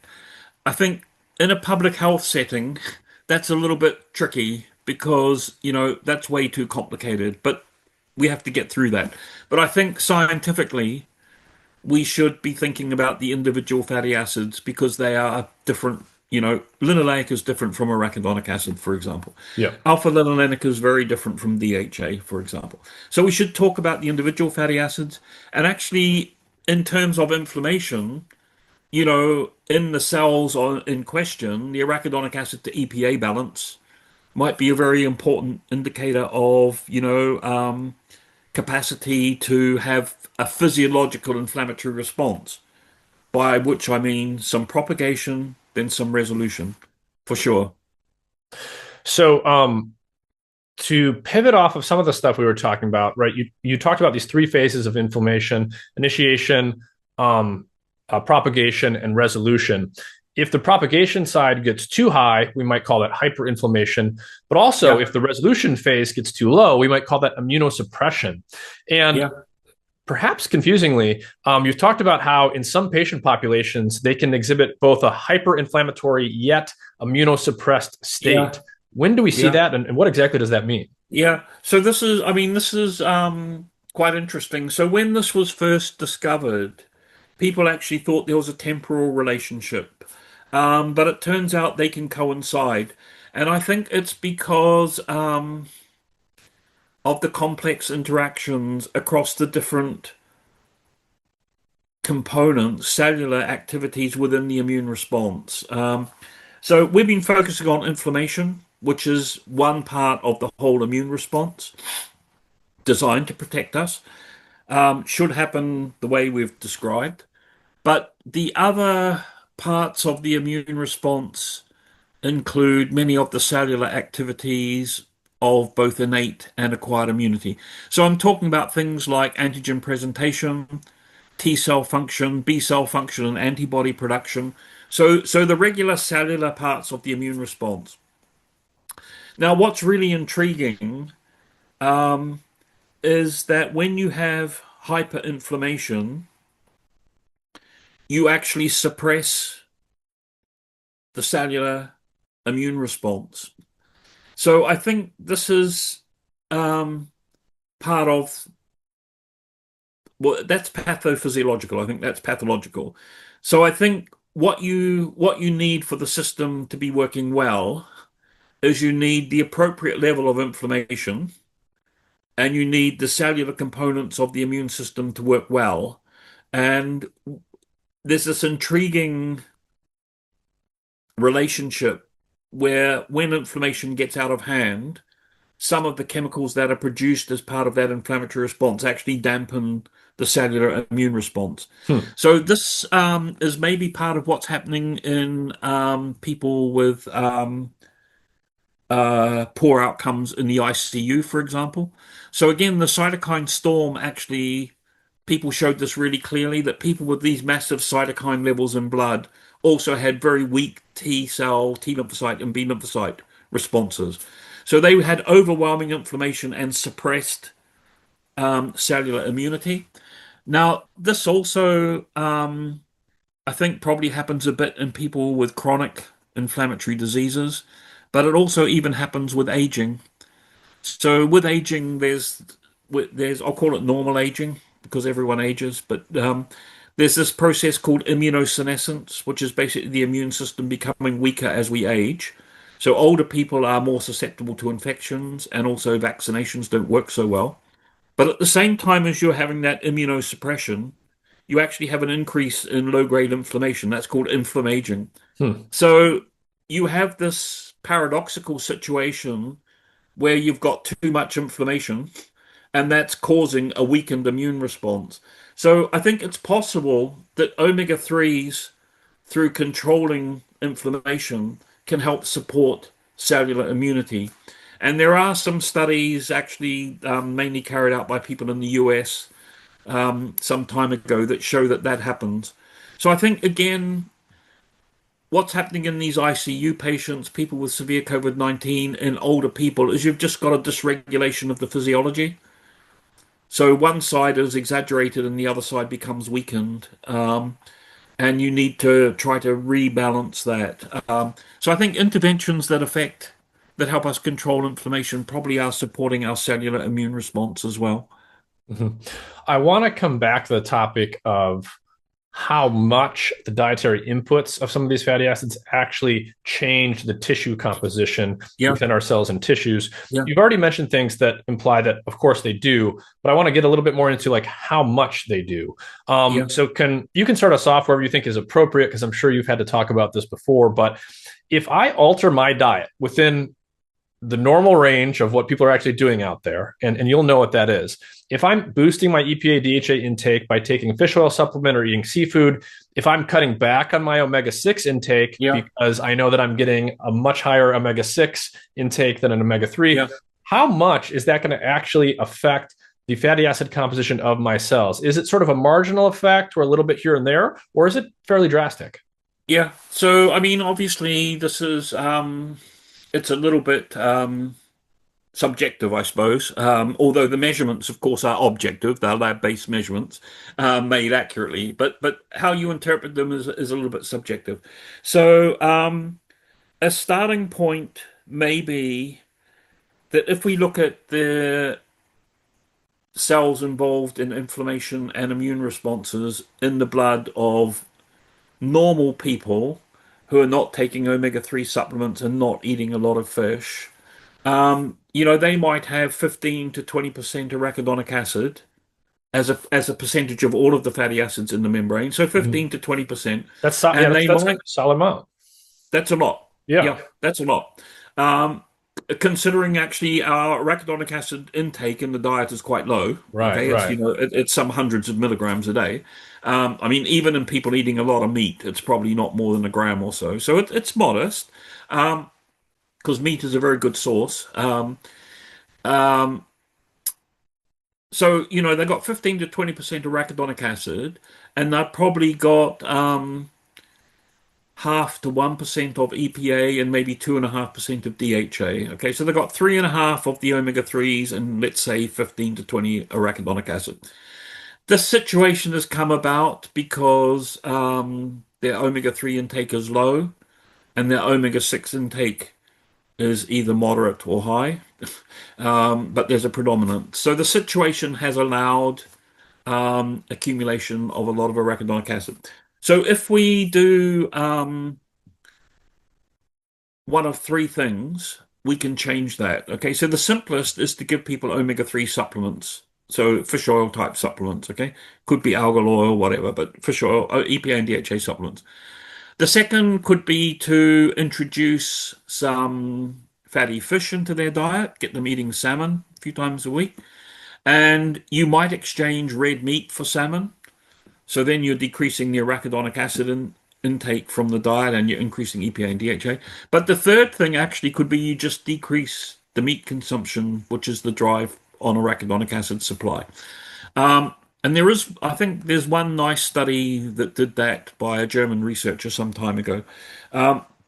So all of those things, but the most studied is fish oil supplements decrease arachidonic acid levels and increase EPA and DHA. Okay. So next you're going to say, or you're interested in, is what is the extent of that change Yep, and how long does it take? Okay. yep. So the first thing is it's quite clear, I would say absolutely clear, that incorporation of EPA and DHA, which are partly replacing arachidonic acid, is dose dependent. Okay. So so if someone's taking two fish oil capsules a day, they get better incorporation than someone taking one a day. Okay. Someone takes three a day, they get better incorporation than someone taking two a day. So it's very dose dependent. going up actually to quite a high dose. Okay. Um, if someone eats salmon once a week, they get a certain incorporation. If they eat it twice a week, they get a bigger incorporation, actually about twice as much. So it's very dose dependent. Okay. So that's the first thing. So the amount you change depends on intake. Um, you get a decrease in arachidonic acid when you increase EPA and DHA incorporation. So you're changing that ratio that we said would be a nice functional ratio of arachidonic acid to EPA or EPA plus DHA. You're getting a double bite of the cherry there because you're increasing EPA and DHA, but you're decreasing arachidonic acid. So the ratio is changing a little bit more than the individual changes, if you see what I mean. Yep. Yep. But you could, I mean, we've done studies going from, I mean, I would call it an intermediate dose up to quite high doses. So you can get actually quite big changes with high doses, but you do get changes with more moderate doses, okay? And you could, I mean, you can triple EPA quite easily Yep. with supplements. Yep. You can, so the first thing is, the cells, I think I made this point already, they start with more DHA than EPA. So that's a characteristic of almost all cells, that in the absence of supplement use, there's always a lot of DHA compared to EPA in cells. Supplements mostly contain a lot of EPA relative to DHA, or more EPA than DHA. So you drive up EPA from a low level to quite a high level, and you drive up DHA from a modest to a less modest level, if you see what I mean. Yep. But you could double DHA, and when you do that, so you've got let's say you take EPA from 1 to 3%, and you take DHA from 2.5 to 4%. So you've got about 4% more omega-3s in there. So you've driven arachidonic acid down, let's say, from 20 to 15% or something like that, 20 to 16%. So that's the sort of change you can get. The other bit of the question which I put out there was how long does it take? Okay. So this is all about turnover of the cells. So the fatty acids are incorporated as the cells are turning over. So if you have fast turning over cells, you introduce these changes more quickly than slow turning over. Yep. Yep. So a really good comparison is white cells and red cells. So white blood cells turn over much more quickly than red blood cells. In other words, white cells have a shorter half-life than red cells. Huh. So you actually get faster incorporation into white cells than into I red see. cells. You can see these changes in a cell like that relatively quickly. Yeah. So I mean, to give you an example, so we've done some time courses. So within a month, these cells have had their maximum change. Okay, white blood cells have had their maximum change. Now you've got to, so if you keep on with the supplementation, you just maintain the new level. So they reach a new steady state based on dose, and you just stay like that. Of course, if you stop taking your supplement or stop eating your salmon, they will come back down again. Okay? Red cells go up much more slowly, but again, if you stop, they will come down in the end. Okay? So it's all about the rate of turnover. So I mean, I think because these sorts of changes that I'm talking about have been shown to impact, let's say, IL-6 levels in blood, IL-6 responses of cells taking out people's blood. The sort of thing I'm talking about is, I mean, I haven't yet put a number on it, but a gram a day of EPA and DHA is certainly enough to change the cell membranes. Actually, half a gram is enough to change the cell membrane. Yeah. But you need, I mean, I talked before about this dose finding study we did looking at prostaglandin E2 production. Yep. I think you need to get this ratio of arachidonic acid to EPA beyond a certain threshold where you then get the switch away from arachidonic acid to EPA. And actually, I mean, in that paper, we talk about maybe 2 grams a day is what's required to do that. Got it. So basically yeah. supplementing with something like fish oil, 2 grams a day. Yeah, of the omega-3s. So Yes. I mean I mean people would say this is high dose omega-3 use. But I mean we did this for 3 months. We did it in healthy young and healthy old people. I mean maybe a lower dose for longer might also be Right, right, right. effective. Can That you would can be you an interesting study to do. can you tell us the name and the year of that paper just so that we have that reference? Oh, okay. So that is in a paper. The first author is Rees, Rees, and it's an American Journal of Clinical Nutrition in 2006. Excellent. And so I want to talk now a little bit about the other dietary omega-3s and omega-6s. So Yeah, you mentioned that most of the omega-3s and 6s that people are actually eating today are what we usually think of as the plant-derived omega-6s and yeah, omega-3s, like yeah, ALA on the omega-3 side and linoleic acid on the omega-6 side, which is yeah, what people would call the seed oil, yeah, polyunsaturated fat. What can you start to tell us there about the amount of intake today? And yeah, can you talk a little bit about the conversion of those omega yeah, 6s and 3s to the other ones like arachidonic acid yeah, and EPA DHC? Is it yeah, substantial? Is it minor? Is it trivial? How well is that conversion? yeah. This is a fascinating question, Nick, for sure. And this is something people have been working on for 3 or more decades now. So let me deal with them separately from one another Yep. because there's a slightly different story for the omega-6 and omega-3 side. So I think an important starting point is that linoleic and alpha linolenic acid are the only two classically essential fatty acids. Okay. People will often write that EPA and DHA are essential, but we do have a pathway to produce them. They would be essential if that pathway didn't work. So there's a lot of discussion about how well the pathway works. I'll come to that shortly, and if I don't, you'll remind me. But they are essential. Linoleic acid lowers total and LDL cholesterol. Alpha linolenic acid also lowers cholesterol. Linoleic acid is very important for ceramides in the skin. And, the classic sign of essential fatty acid deficiency, which I mentioned way back in our discussion with these infants not receiving lipid in their parenteral nutrition, they had major skin problems. They had very scaly skin and they actually had a lot of water loss across their skin. That was actually how essential fatty acids were discovered in rats in the 1920s. They had skin problems, they had fur loss, all sorts of things. So, linoleic acid is really essential for ceramides in the skin. Make no mistake about that. So, it has some really important roles. It is a substrate for the pathway to make arachidonic acid. And you ask about intake. So, here in the UK, the average adult intake is something like 10 or 11 grams per day. In the US, the intake, I think, is about, depending on man or woman, is about 16 or 18 grams Yeah, a day is the average intake. So that's what I've that's read. Yeah. actually what's called the in the US you have adequate intake. So the adequate intake is actually set at the average, which that asks the question whether that's adequate or not adequate or over adequate. But anyway, that's the way to one way to do things. So I think in the US you have, I mean, I would say roughly speaking, twice the intake that we have in a lot of European countries. I think that is because you are more reliant on the seed oils in human food production, but also in maybe not the oils, but the seeds in your animal feeding. Yep. Yep. So your animal-based foods, your meat, your milk, what have you, got more linoleic acid than European equivalents. Of course, heavy use of grains in your farming and so on.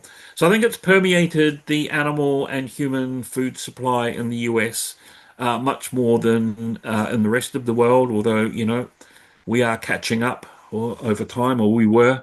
Of course, this big change happened in the US, let's say between the late 60s going up to the year 2000, I guess. Big change. So intakes are different.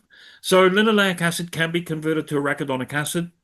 Now, what's really interesting is, and I just have a commentary in the very latest Journal of Nutrition on this point, or it touches on this point, is a lot of human studies have done one of two things, given people more linoleic acid or given them less. Okay. So if you want to give people more, you usually just give them some, sunflower oil or maize oil supplements. If you want to give them less, you've got to bring about some dietary change. People have done quite extreme changes in linoleic acid provision, by which I mean increasing intake like 2 or 3 times, or decreasing intake by more than 50%. These are big dietary changes. When you look at arachidonic acid levels in blood in white cells or red cells, I mean, these studies will usually be some long weeks or months. I mean, these are not years long. You actually don't get any change in arachidonic acid. Okay. So the reason for that probably is the pathway is well saturated with linoleic acid at quite low intake. So you can't, moving people around, if they're eating 18 grams, decreasing it to 9 is not going to do anything as far as arachidonic acid is concerned, because that is saturated already. Okay. So the intake is high, and that's saturating the conversion pathway. Okay. We also get arachidonic acid, from meat, from eggs, from dairy, all those things. So the more meat you eat, probably the more arachidonic acid you've got in your cell membranes. If I now switch to the alpha-linolenic acid side, so in the UK, our alpha-linolenic acid intake is between 1 and 2 grams a day. I don't actually know what it is in the US, but I think it would be a bit higher than here because, of course, you have alpha-linolenic acid in a lot of these seed oils, like soybean oil, for example, in soybeans.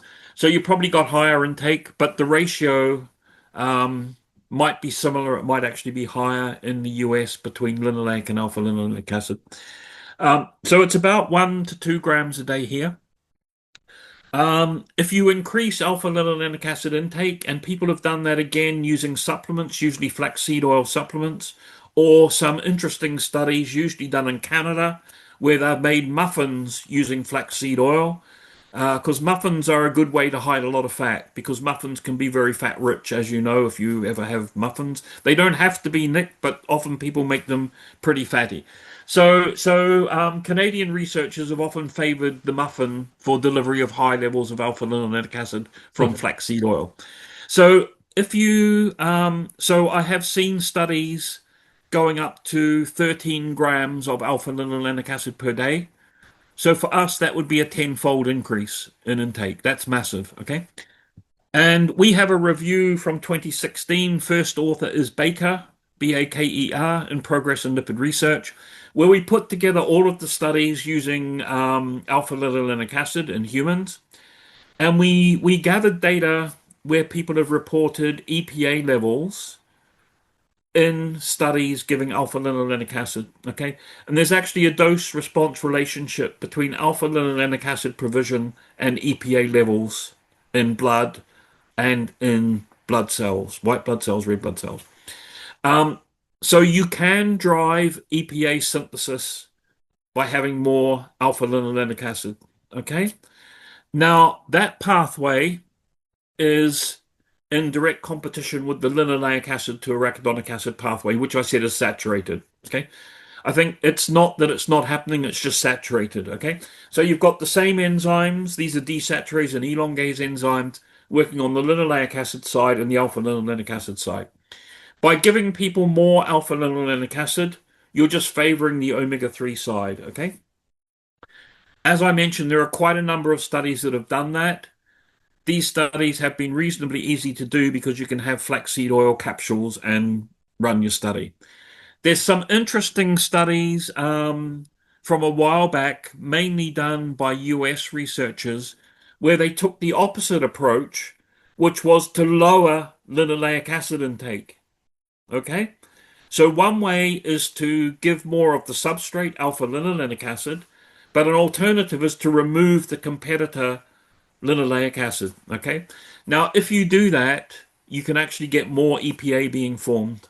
Okay, now the obvious so hold on, to make sure I'm understanding, are you basically saying that at a sufficiently high intake of linoleic acid, omega-6 linoleic acid, you can inhibit the conversion of omega-3s from ALA to EPA DHA?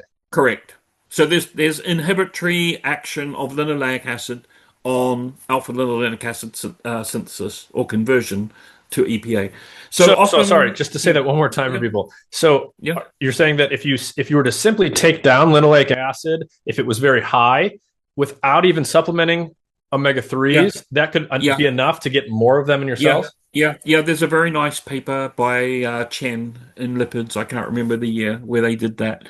Um, so I might have mentioned that in this. Actually, I may or may not have. I can't remember now. In this article that I just mentioned on linoleic acid. Um, so you can take. So the obvious one would be to exchange linoleic for alpha-linolenic. Yeah, So you're yeah. giving more substrate and removing the competitor. Okay, so that's that. So you do get conversion of alpha-linolenic acid through to EPA. You can demonstrate that by measuring the amounts of EPA in people's blood or blood cells. Some people have used what are called stable isotopes. So this would be like carbon-13 labeled alpha-linolenic acid, which, this is a stable isotope. It's not harmful.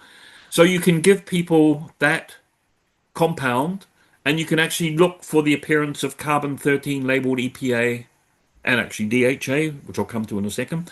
So you get appearance of label from alpha-linolenic acid and EPA. So it is the pathway of conversion happening. Now, people will often say that pathway um, has low activity. The conversion is limited. Yep. I think this is being subjective again, because when you say the pathway goes slowly, you don't really know how quickly you want it to go. Right, right, You right, know, right. you can make it go faster by putting more of the substrate in Yeah, quantitatively, yeah. but you say it's low, but is that enough? Is that all we need? Right, right. I've And I always I've think, I've always yeah, wondered this in these discussions because I'm speculating here, but when people say things are like low conversion rates, I think what they're basically meaning is like if it's 13 or 15 or 20%, wow, it's less than half, so it's low. yeah, But sure, like yeah, how high should it be and how high are yeah, normal yeah. enzyme? Yeah, yeah. Yeah, sure. So I think one way to look at it that maybe influences, and of course it's a nice story again. It's a simple story. Right. You can bring people in. So I think one thing that influences this is if you give. So let's say we're measuring EPA levels in blood as the outcome. So if you give people, let's say, 1.5 grams of alpha-linolenic acid, you get a small increase in EPA. Okay, let's say it goes up from zero point 0.5 to 0.75%. Okay, Yep. if you give them 1.5 grams of EPA, it goes from zero point 0.5, let's say, up to 1.5%. Got it. So you've got a really big jump by giving the preformed EPA. That's bigger than the jump you get from the alpha linolenic acid. Okay, so that I think is one of the things that makes people say the conversion is poor, that you don't end up with this high EPA level that you get with preformed EPA. Um, Now, the pathway on from EPA to DHA is very interesting. Okay, so there's two observations. If you give people even 13 grams of alpha-linolenic acid in a Canadian muffin, and you get an increase, quite a big increase in EPA levels in blood, you actually don't get any change in DHA. Okay? And if you use stable isotopes of carbon-13 alpha-linolenic acid, you get carbon-13 EPA. And most studies have shown you get very little carbon-13 DHA. Okay? So what people, including me, have always said is that conversion all the way to DHA is really poor. Some people say it doesn't happen. Okay, it's really poor. There isn't a study that has given people alpha-linolenic acid and shown an enrichment in DHA in the blood or anywhere else they've looked, which is usually just blood cells. Okay, but um, this raises the question that we just talked about: is how much conversion do you want, and how much is enough? How much DHA do you actually need to be making? Now, again, if you give preformed DHA, either by taking supplements or eating fish, of course you increase DHA levels. You're providing substrate, the body's doing stuff with it. But there's a guy who, I don't know if you've spoken with him, Nick, but he would be a great presenter for you, called Richard Bazinet in Toronto, University of Toronto. Yeah, yeah. So he's developed a really novel um, stable isotope technique that uses naturally occurring stable isotopes. And he has shown that you do get conversion, his results are interpreted that you do get some conversion of alpha linolenic acid to DHA. And I think his technique is looking at the process in a slightly different and maybe slightly more sensitive way. I don't know how to put it. But he is convinced that you do get some DHA synthesis from alpha linolenic acid. And he's also, I think, a bit convinced, but maybe you should have him on and let him say it himself, that the level of conversion you get is enough. Now, the observation that I think supports that assertion is if you look in vegans who are not eating, of course, nowadays they can have algal oil supplements, but you know, if you look in vegans who are not eating any fish and are not taking fish oil supplements, they have lower EPA and DHA than omnivores, and vegetarians are in between, but it's not through the floor. Hmm. You know, they still have pretty reasonable levels. Yeah. They have less, Yeah. but you know, Right. it's not that they don't have any. Which implies that So, there's some conversion. so the interpretation of that is there's sufficient conversion to maintain a certain level, and maybe there are also systems to retain what you've made because you know these things are very precious maybe, so maybe we're hanging on to them. DHA particularly, so DHA is turning over more slowly than EPA. That's one thing, so cells hang on to DHA for longer. I think the other thing is there's plenty of DHA in the brain of people, and you know I think vegans are probably not lacking DHA in the brain. So of course, looking in blood is not always telling you what's going on everywhere in the body. Right, So I right. think there's a lot of caveats and nuances around the pathway. We happen at the moment to be very interested in a fatty acid called stearidonic acid. So this is the product of alpha linolenic acid. It's the first. So the first enzyme converts alpha linolenic acid to stearidonic, and that enzyme delta 6 desaturase is the rate limiting step. So stearidonic acid bypasses the rate limiting step, and people have shown quite clearly that stearidonic acid is much better converted to EPA. It's about 5 times better converted to EPA than alpha linolenic acid. So a way of certainly upping your EPA is stearidonic acid rather than alpha linolenic acid. The question is, and you know, this is where Richard Bazinet's work would be really interesting, is do you also get this conversion on to DHA? And of course, when you increase EPA, no matter whether you've taken it preformed or you've made it yourself, you're decreasing arachidonic acid abundance. Yeah. Just so people know, so I don't think I asked him a couple of the specific questions we talked about, but Bazinet was on episode 165 a couple of Okay, years what ago. episode is this, Nick? This is going to be 231 or something like Okay, that. so he was, yeah, okay, so you've had Richard already. Yeah. Yeah, and that one focused on neuroscience and brain Oh, yeah. lipids, and it was fantastic. It's kind Yeah. of a more hardcore episode if people are interested in this Yep. stuff. Get him back to talk about the metabolic pathway. Yeah. I should have Yeah. him back on, really. Yeah. But in the time we have left, Philip, I want to ask you at least 2 more questions. So we'll try to be concise. Basically, I want to ask you about how much is too much when it comes to omega-3s and omega-6s. Let's start with the omega-3s. Let's say someone out there is listening to this podcast, omega-3s, fish oil supplements, anti-inflammatory effects, and they're a little too gung-ho and they're thinking about things simplistically. Yeah. Can you consume too much fish oil? Can you overconsume Yeah. on the omega-3 side? Yeah. So I think I'm going to pick you up on something, Nick. You said fish oil. Now, of course, EPA and DHA don't have to come from fish oil. They could come from fish. They could come from algal oil. They could come from krill oil. There are other supplements on the market now. Calanus oil, that's another ocean creature. So I think we should talk about EPA and DHA, not necessarily the source, but of course the common sources would either be eating oily fish or fish oil supplements. So I think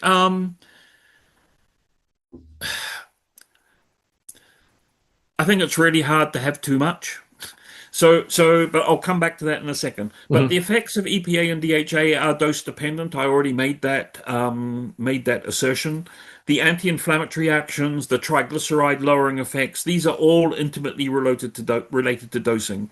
In other words, the more you take, the bigger the effect you get. Okay. Part of that is about the mechanism, but you're simply driving that mechanism by having more of the fatty acids around. So, I mean, in our studies, we've gone up to, I think, about 4 grams of EPA and maybe something like 1 gram of DHA a day in combination. So that's 5 grams of the two of them. Other people have gone to higher doses. Um, we see no adverse effects, although, some people, of course, experience the fishy taste and, they get fishy burps and stuff like that. I mean, that's not a major adverse effect, but it's a bit unpleasant for some people. Um, I mean, so people often talk about bleeding.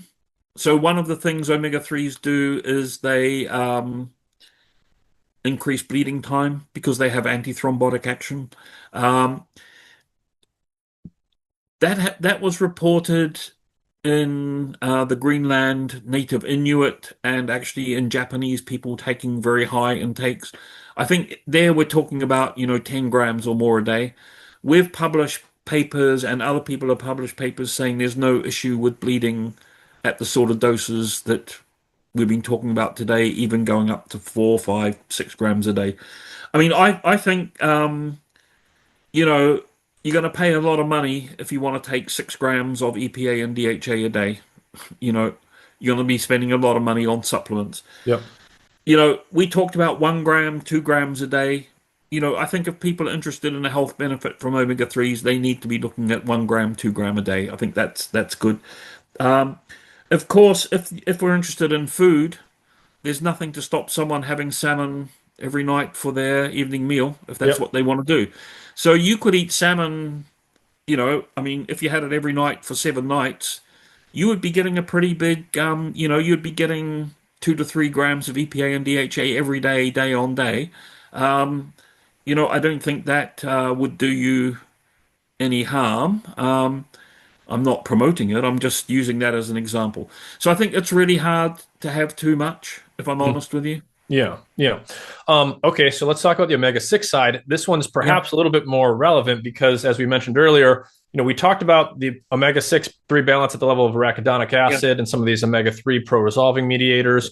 We talked about how linoleic acid can affect the conversion of mm, ALA into yeah, other omega-3s and so on and so forth. And today, in the United States at least, right, people are eating 16, 17, 18 grams of yeah, linoleic acid a day, maybe a 20-to-1 omega-6 3 ratio overall. And yeah, not many of those people, at least a large proportion, are not supplementing with EPA, DHA. They're yeah, probably sure. not eating good whole food sources omega-3s.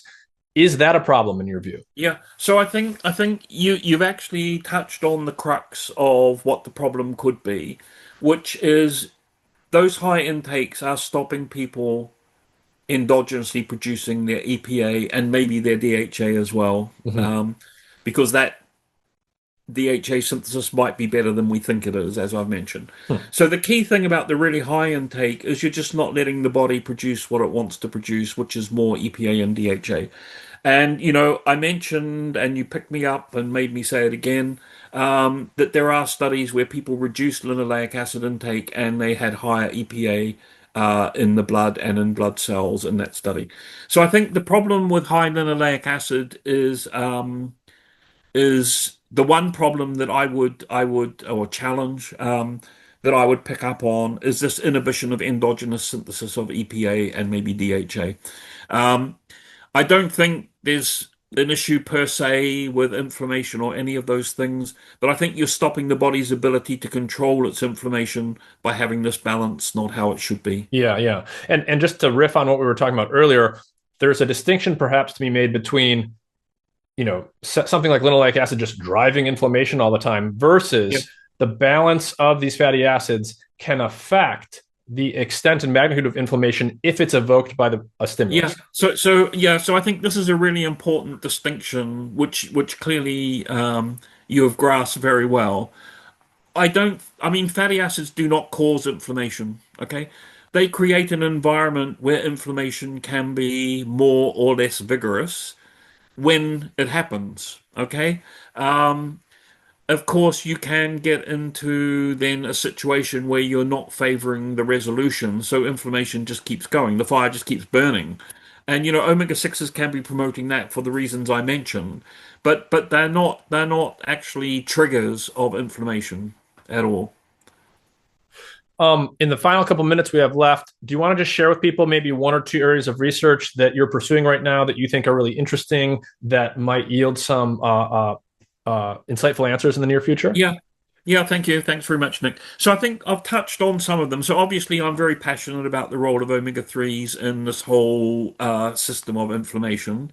That's something we're super interested in. Actually, been working on that since about 1990, probably. So that's a long time. So we're very interested in that. We're very interested in the metabolic pathway and in these alternative plant omega-3s, partly because, there is potentially an issue with sustainability of fish as a source of EPA and DHA. And, of course, fish oils come from fish. So, if fish isn't sustainable, the fish oils are not sustainable. I think that's why, things like algal oils can be very useful, but also the plant oils and helping our metabolism. What are the factors that might upregulate the metabolic pathway? We've talked about switching the fatty acids at various parts in the competing pathways, but there's other interesting things. Genetics controls the pathway. So there are different genotypes in the genes that encode the enzyme. So people have different genetic capacities. Sex hormones control the pathway. Insulin controls the pathway. Zinc is an important cofactor for some of those enzymes. So, are people who have poor zinc status not so good at making EPA? These are interesting questions around the pathway. Then the other thing I'm really interested in is metabolic inflammation. So as people become obese, their adipose tissue becomes inflamed. And we've been interested in whether omega-3s can help control adipose tissue inflammation. And you might say, well, why is that important? So inflammation causes insulin resistance. We haven't talked about that. So actually, inflammation can lead to poor glucose tolerance and metabolic disease. So adipose tissue can become insulin resistant. That's the first thing. Also, some of those inflammatory chemicals can leave adipose tissue, go out into the bloodstream and go to other places, and they can cause inflammation in other places. So if you control adipose tissue inflammation, maybe in people with obesity, you can actually improve their metabolic state and stop some of the comorbidities. So we've actually done a study actually looking at omega-3 incorporation into adipose tissue in normal weight and obese people. They get into the adipose tissue in people living with obesity, but they don't. What was interesting was in normal weight people, EPA and DHA get into adipose tissue and they actually dampen inflammation. They actually change the profile of inflammatory gene expression, some of the inflammatory mediators we've been talking about, including the pro-resolving mediators. So in normal weight people, they do all the things that you think they might do. But in people with obesity, although they get into adipose tissue, they have a much, much dampened effect. They don't work so well. So we're wondering whether there's some inadequacy in the ability of those fatty acids to be converted to their pro-resolving mediators in people with obesity. So that's one of the things we're interested in as well. Well, Philip Calder, I want to thank you for your time, especially joining me from across the pond there. This was a wonderful episode. There's a lot of good information in here, and I can guarantee that a lot of my audience is going to learn a lot from this episode in particular. You've been on my list for some time, and I'm glad I finally got you.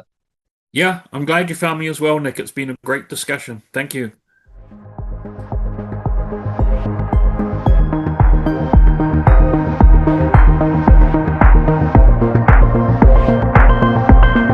Hey everyone, a great way to support my efforts is to visit my support page at mindandmatter.substack.com. A link to that page is in the episode description, or you can search for it on the Substack page itself. The support page has an up-to-date list of my affiliate partners. These are companies I work with, and if you buy those products through those links or using the discount codes provided, those will get you a great deal on a variety of products related to optimizing physical, metabolic, or mental health and vitality. These are all products I use myself, and some of them are directly related to podcast episodes or formulated by Mind and Matter guests. For example, there's a great product called Keto Citra, formulated by a kidney biologist who is on episode number 186. It contains the ketone body BHB together with several minerals in a precise ratio, formulated with kidney health in mind. There are also links to products like physical technology devices to track your metabolic health, digital applications to help you find and learn about food and consumer products, and more. One product I use every day is the AquaTrue water filter. I recommend this to everyone because it gets everything out of your drinking water: heavy metals, microbes, endocrine disruptors, microplastics, you name it. Other charcoal or gravity-based filters that a lot of people use don't get everything out, they just get some of the stuff out. So I really like the AquaTrue product. You can look for a link to my affiliate partners on my support page or directly in the episode description to this episode, or you can go to mindandmatter.substack.com to find it there.